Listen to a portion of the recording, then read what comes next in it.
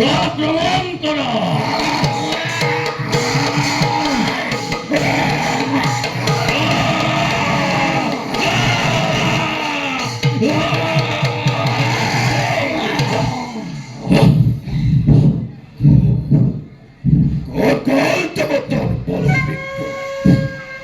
এই শক্তি লৈ আহিছ, এই হয়তেৰ লোক যুদ্ধ কৰিবলৈ। দৈত্যচৰ, আপুনি আমাতকৈ শ্ৰেষ্ঠ বুলি আমি কৰিলো স্বীকাৰ। আপোনাক আমাৰ যক্ষ ৰাজ্যৰ অধিপতি পাতিলো, আমাক ৰক্ষা কৰক দৈত্যচৰ। দৈত্যচৰ, আমি বুজি পাইছো, আমাৰ অস্ত্ৰ শস্ত্ৰবোৰ আপোনাৰ মুণ্ডত পৰি ভাঙবাৰ হৈ গ'ল।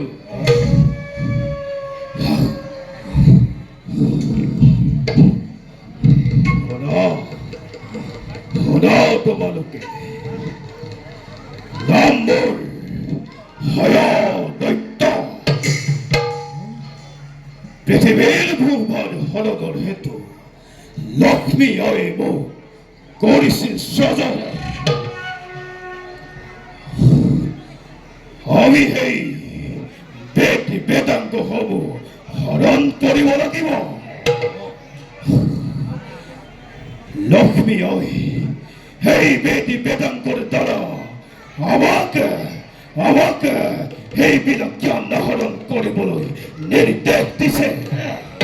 অতি উত্তম দৈত্যচৰ, তেন্তে আমি এই বিশ্ব ব্ৰহ্মাণ্ডৰ একছত্ৰী সম্ৰাট হৈ জীয়াই থাকিব পাৰিম। আনন্দ কৰা, জয়ধ্বনি কৰা এই মহাবীৰৰ জয় হয় দৈত্যৰ, জয় হয় দৈত্যৰ, জয় হয় দৈত্যৰ, জয় জয় জয়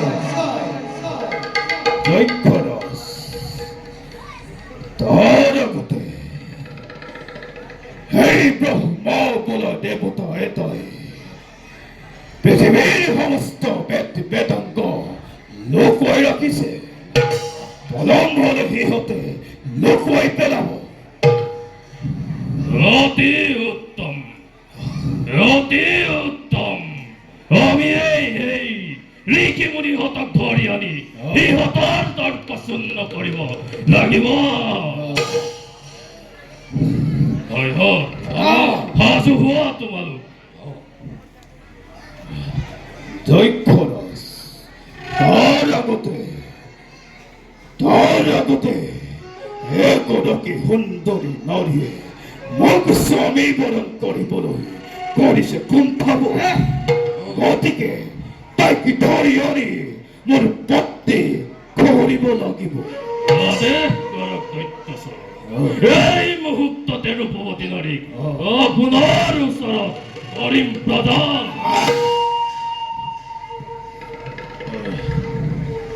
দৈত্যচৰ, এতিয়া আমি পৃথিৱীৰ ঋষিমুনিহঁতক ধৰি বেদ শাস্ত্ৰবোৰ বিচাৰি উলিয়াব লাগিব। বলা ভাইহঁত, মেদিনী কপাক্য জয়ধ্বনি তলুক্য হওক কম্পমান। জয় হয় দৈত্যৰ, জয় হয় দৈত্যৰ, জয় হয় দৈত্যৰ, জয় জয় জয়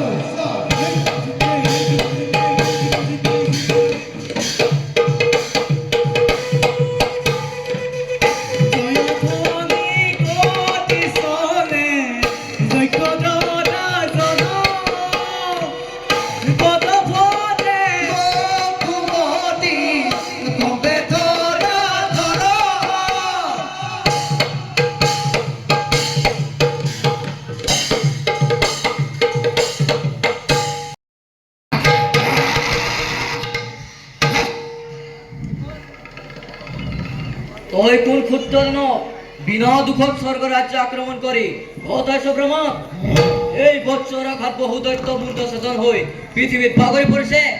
তই কোন ক্ষুদ্র মোক চিনি পোৱা নাহি দেৱৰাজ। পৃথিৱীৰ বহুবাৰ হৰণৰ হেতু লক্ষ্মী হৈ মোক কৰিছিল স্বজন। এইবাৰ এবাৰ স্বৰ্গৰ অধিপতি হব এই হয় দৈত্য অপেশ্বৰী লয় লাখ নৃত্য তহঁতে আৰু শুনিবলৈ নাপাবি যক্ষৰাজ কি চাই আছা তুৰন্তে আক্ৰমণ কৰা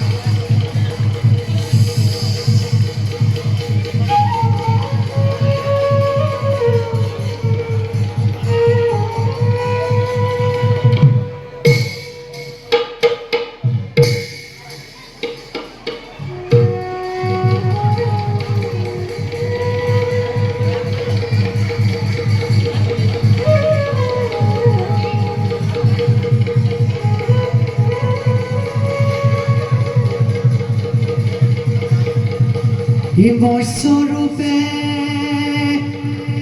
অবতাৰ ভৈলা প্ৰথমত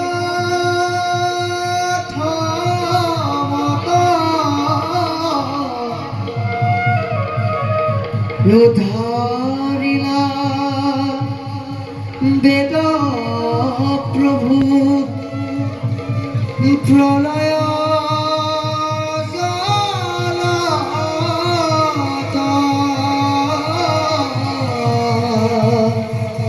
উদ্ধাৰিলা বেদ প্ৰভু প্ৰলয়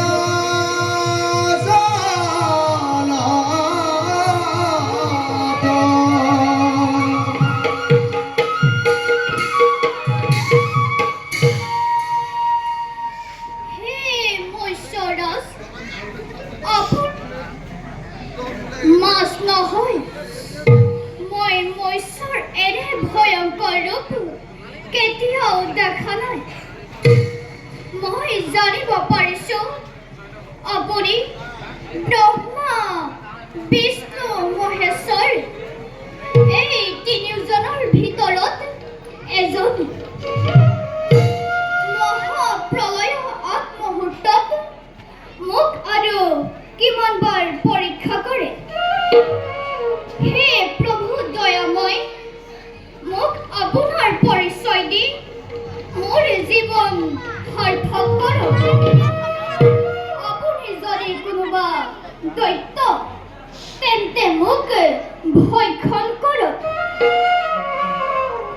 হে মহাজ্ঞানী ৰাজা সত্যব্ৰত তোমাক মই আকৌ পৰীক্ষা কৰিলো মই বিষ্ণু চাৰি বেদ উদ্ধাৰ কৰিবলৈ মৎস্য ৰূপ ধাৰণ কৰিবলগীয়া হ'ল কিয়নো আপুনি মৎস্য ৰূপ ধাৰণ কৰিবলগীয়া হ'ল প্ৰভু শুনা ৰাজা সত্যব্ৰত প্ৰভু আজি কাল ৰাতি আজি এই শেষ ৰাতিতে মহাপ্ৰলয় আৰম্ভ হ'ব সাগৰৰ পানীয়ে গোটেই পৃথিৱী ডুবাই পেলাব পৃথিৱীত তোমাৰ বাদে আৰু কোনো জীয়াই নাথাকিব হয় দৈত্যক লক্ষ্মীয়ে স্বজন কৰি মোৰ সৃষ্টি নষ্ট কৰিব বিচাৰিছে, কিন্তু সি ইতিমধ্যে চাৰিবেদ হৰণ কৰিছে। মহাপ্ৰলয়ৰ সময়ত সি পানীত ডুবি মৰি থাকিব। সেয়ে মই মৎস্য ৰূপ ধাৰণ কৰিবলগীয়া। এই মহাপ্ৰলয়ত আমি কেনেকৈ জীয়াই থাকিম প্ৰভু? শুনাতেন প্ৰভু, মই মৎস্য ৰূপ ধাৰণ কৰি চাৰি বেদ উদ্ধাৰ কৰি তাৰ পাছত তোমালোকৰ কাৰণে এখন ডাঙৰ নাও পঠাই দিম। তাত তোমালোক সকলো তৰু তৃণ পশু পক্ষী যি পোৱা পিছৰ কল্পত স্বজন কৰিবৰ কাৰণে নাওত তুলি ল'ব। এই মহাপ্ৰলয় মাত্ৰ 7 দিন 7 ৰাতি থাকিব। মই হয়দৈত্যক বধ কৰি তোমালোকৰ ওচৰলৈ আহিছোঁ। মোৰ মূৰৰ ওপৰত এটা শিং দেখিবা, তেতিয়াই তোমালোকৰ নাই বাসুকীয়ে মোৰ শিঙৰ সৈতে মেৰাই ধৰিব। 7 দিনৰ পাছত পৃথিৱী শান্ত হ'ব। তেতিয়া প্ৰত্যেকেই নিজ নিজ কৰ্মত অগ্ৰসৰ হ'ব লাগিব। সকলো সাৱধানে থাকিব। মই আহিলোঁ। ভাল প্ৰভু।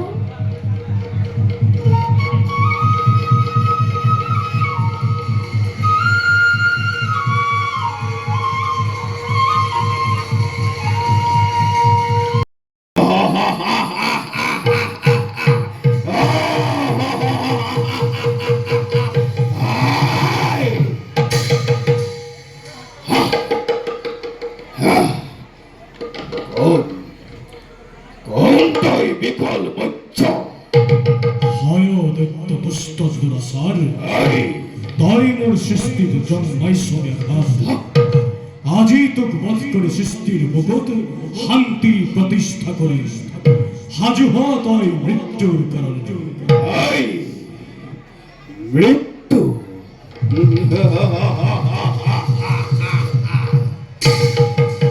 ত্ৰিলোক বিজয়ী এই হয়দৈত্যৰ মৃত্যু এটা সামান্য মৎস্যৰ হাতত। নাজানৰে মই মৃত্যুঞ্জয় বুলি। মোৰ ভয়ত স্বয়ং ব্ৰহ্মা বিষ্ণু মহেশ্বৰেও কৰিছে পলায়ন। তেনেস্থলত এটা সামান্য মৎস্য হৈ ইমান অহংকাৰ। প্ৰাণ যাব আজি, প্ৰাণ যাব আজি এই হয়দৈত্যৰ হাতে। মূৰ্খ দৈত্য, তোক বধিবৰ বাবে আজি মই মৎস্য ৰূপ কৰিছো ধাৰণ।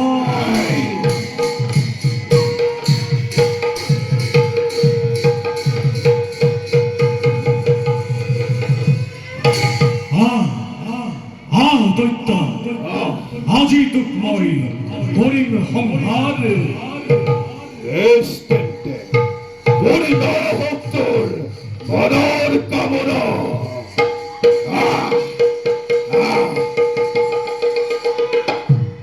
বাজা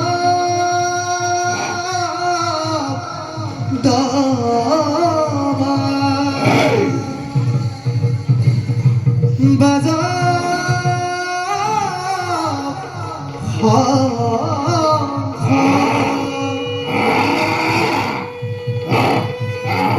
বাজা খোলা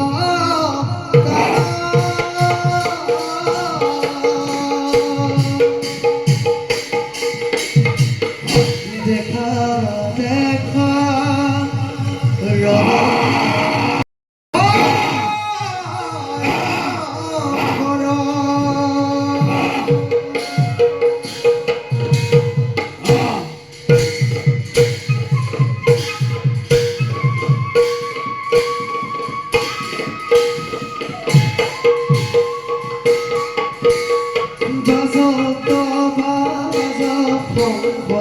বাজা